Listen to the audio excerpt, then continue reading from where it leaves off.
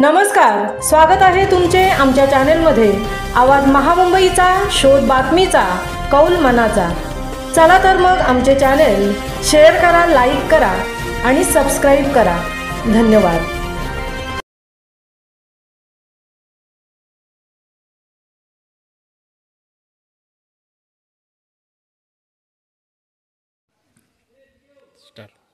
जय शिवराय, जय नरवीर तानाजी मालुसरे। हिंदवी स्वराज्यासाठी प्राणांची लावली बाजी, मानाचा मुजरा त्याशी शूरवीर नरवीर तानाजी सूर्याजी। छत्रपती शिवाजी महाराजांच्या सोबत हीच ती पवित्र जागा। या ठिकाणी त्या ऐतिहासिक काळामध्ये नरवीरांचं,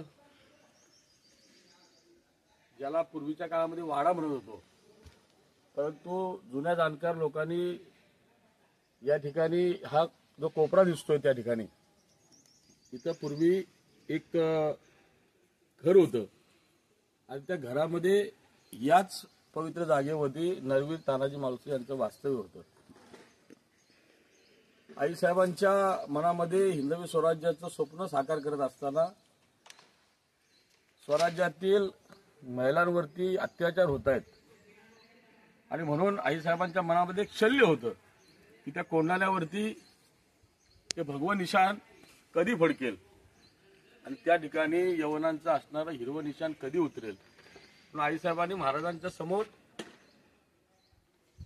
सांगितलं की शिवबा कधी घेणार कोंढाणा। आणि बरोबर त्याच वेळी नरवीर सुभेदार तानाजी मालुसरे आपल्या मुलाच्या लग्नाचं निमंत्रण देण्याकरता राजगडावरती पोहोचले आणि राजगडावरती छत्रपती शिवरायांच्या समोर निमंत्रण ठेवलं। त्यांचे बंधू सूर्याजी मालुसरे, मामा शेलार मामा सर्वजण एकाच सोबत असताना महाराजांनी मोहिमेचा भेद सांगितला आणि मग नरवीरांचं शौर्य त्या ठिकाणी उफाळून आलं आणि सांगितलं की आधी लगीन कोंढाण्याचे आणि मग माझ्या रायबाचे। राजाने लढाईला जावं आणि आम्ही लग्नात वरबाप म्हणून मिरवावं हे आम्हाला शोभलं जात नाही। आणि त्यावेळेला कोंढाण्याची ती घनघोर लढाई झाली आणि त्या लढाईमध्ये सुभेदार त्या ठिकाणी धारातीर्थी पडले। सूर्याजी मालुसरेंनी त्या ठिकाणी सैन्याला एक उत्साह देण्याचं काम केलं की तुमचा बाप इथं मरून पडलाय आणि तुम्ही पळताय, एकतर मी गडाचा दोर कापून टाकलाय, गडावरून उड्या टाकून मारा, नाहीतर शत्रूशी लढून मारा।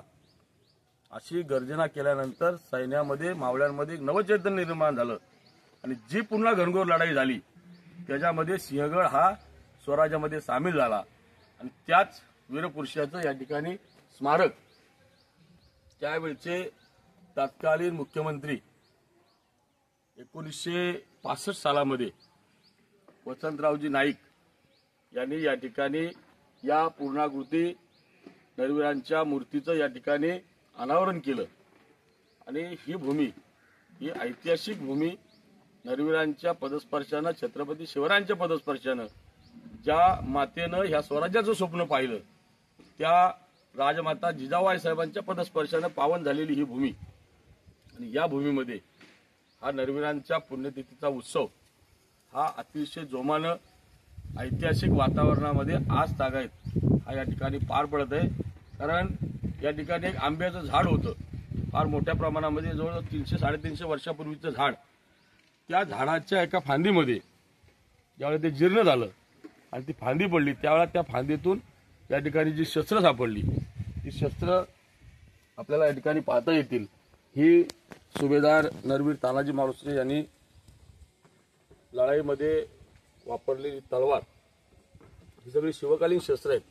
ही आमच्या पूर्वजांनी याचं जतन करून ठेवलं होतं। आज शिवभक्तांच्या दर्शनाकरता आम्ही या ठिकाणी ती उपलब्ध ठेवलेली आहेत। कारण ह्या तलवारीची उंची जर आपण पाहिली तर त्यावेळचे वीरपुरुष हे किती शरीरानं बलदंड असतील याची कल्पना आपल्याला येऊ शकते।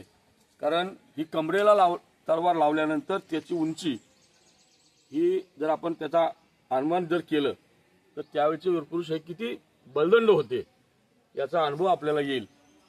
आणि म्हणून अशा वीरपुरुषाच्या स्मरणामध्ये हा कार्यक्रम या ठिकाणी करणं मी या ठिकाणी स्वतःला भाग्यवान समजतो की नरवीर तानाजी मालुसरेंनी, नरवीर सूर्याजी मालुसरेंनी जो निष्कलंक इतिहास, त्या अखंड इतिहासामध्ये जर पाहिलं तर या मालुसरे बंधूंनी जो निष्कलंक इतिहास रचला त्या इतिहासाची साक्ष आज या ठिकाणी परिपूर्णतेनं आपल्याला पाहायला मिळते.